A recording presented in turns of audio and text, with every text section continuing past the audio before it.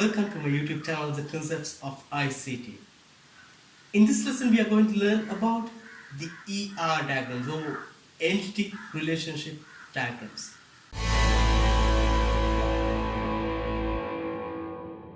So we find these ER diagrams in the lesson called the databases.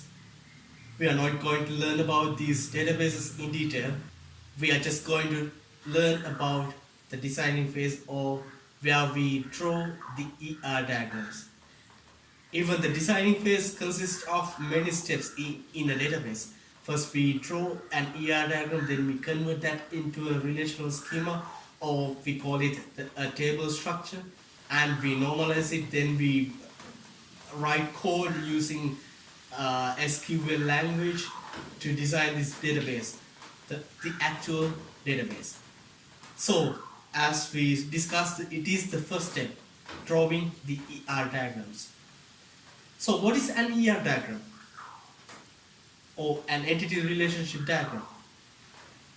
As the name itself states, it is a diagram which consists of entities and the relationships between them. And also there are some more things like properties of these entities. So these are the things that we are going to draw in an ER diagram. So when we are learning about ER diagrams, there are a set of symbols that we have to learn. Let's see what are they.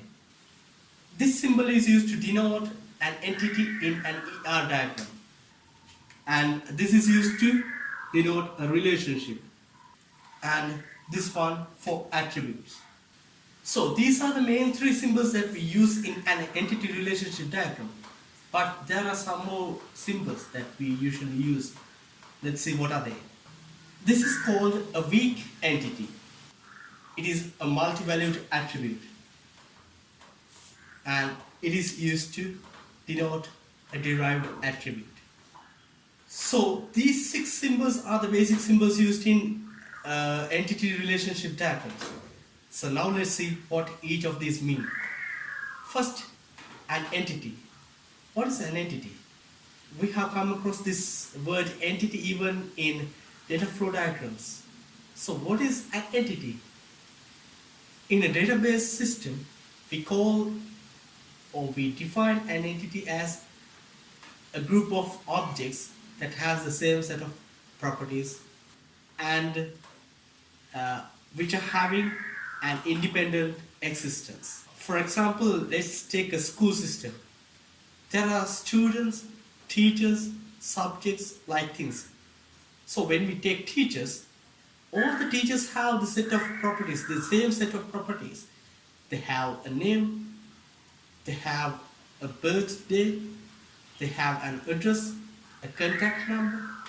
So these are common for each of these objects. So that type of an object is called an entity in a database system. So let's see what a relationship is.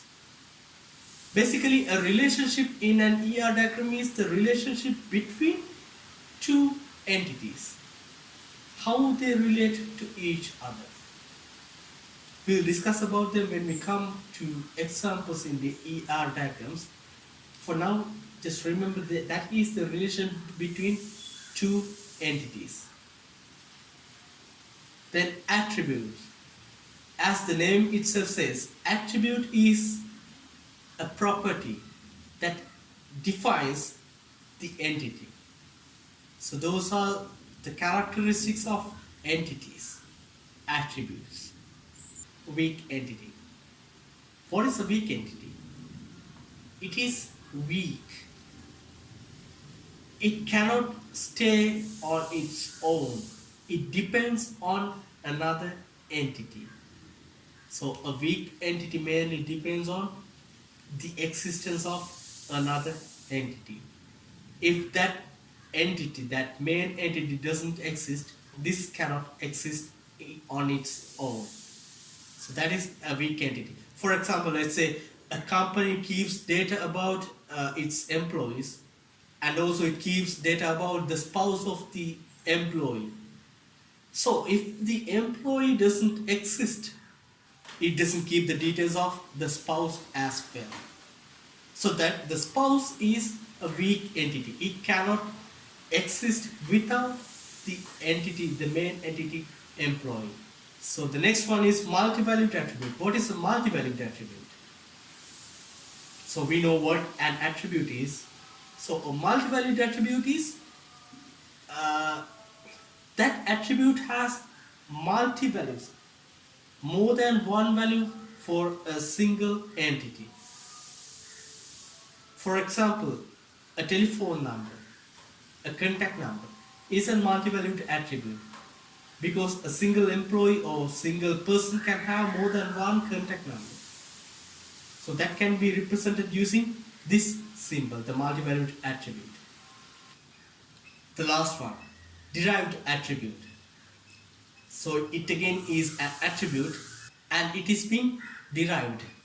So a derived attribute is an attribute which is derived from another attribute.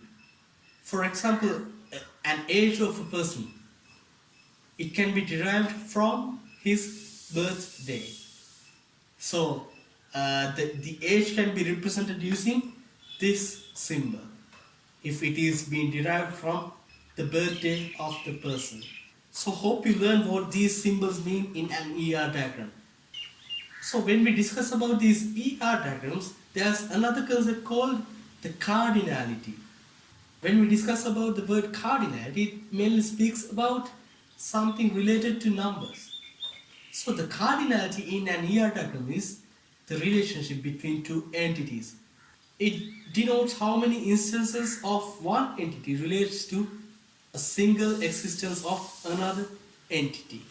We'll discuss about that more in the example that we are going to discuss here now. So let's take a scenario where we keep the records of the authors and the books they have written and the customers buying those books. So the entities in this scenario are author, book and customer. So they should be represented using the symbol we use for entities. Remember, in naming entities, we should use singular nouns. So there should be relationships between these entities. What is the relationship between the author and book? Author writes books. So that's it. That is a simple relationship between an author and a book. And customer and book. The customers buy books. So that is the relationship between these two entities. So what are the properties of an author, book and customer? For author there can be a name, an ID, what else? An address, contact number, things like that. So we can represent that using the attributes. For a book there can be an ISBN number, the name or the title, the price, things like that. For a customer also there can be a name, ID. So when we are drawing ER diagrams, if you are familiar with the concept called the primary key, we should represent them as well in an ER diagram. For now, just remember, a primary key is a field that can be used to identify a record in a table uniquely. We'll discuss about them in later lessons. So, author can be identified by his unique ID. So, a primary key in an ER diagram is denoted by that. We just underline the attribute. The book's ISBN number is unique. For customers also, an ID can be used to identify each record uniquely. Then let's discuss about the cardinality of this ER diagram of these entities. We check the cardinality like this. For one author, does he write only a single book or can there be more than one book for him under his name? Most probably he will be writing more than one book. So we put M here. M for many. It is a variable simply. There can be many books under his name. It can be 2, 3, 1, whatever the value. And on the other hand, a single book is written by most probably one author. So that is how we represent the cardinality in an ER diagram. How many instances of a single entity relates to a single instance of the other entity. So for this, a book with same ISBN number and same title can be bought by many customers. There can be many customers buying the same book with the same title, with the same ISBN number. So we put M here, and a single customer can buy. It can be a single book or more than one books. So there also it is a many value, more than one value. So we represent it using the variable n. We don't use the same variable in both occasions because the value represented by that variable can be different. Here, a single book can be bought by 3 customers, and a single customer can buy more than, he may be buying 2 or 5, I don't know, whatever the value. So it is not the same value. So we represent using m and n, 2 variables we use to represent that type of a cardinality. So these cases, we call them the relationship types. The cardinal represents the relationship types. The relationship type between these two, the author and book, is called one-to-many relationship because there is a one and an m. So it is called a one-to-many relationship, and here it is m and n, which is called a many-to-many relationship. And there's another type of relationship which is called one-to-one. One instance of an entity relates to single instance of another entity in both directions. So those are the basics of the ER diagrams or entity relationship diagrams. Hope you learned the concepts about ER diagrams. In our next lesson about this ER diagrams, we are going to discuss some examples, how we draw ER diagrams for given scenarios. So hope you learned everything about these concepts. We learned what is an ER diagrams, the symbols used in ER diagrams.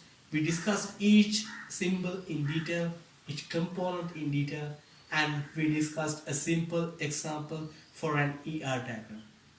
Hope you learned everything, hope you enjoyed the lesson, and if you want to learn more about these concepts of ICT, please subscribe my channel. See you on the next lesson. Thank you.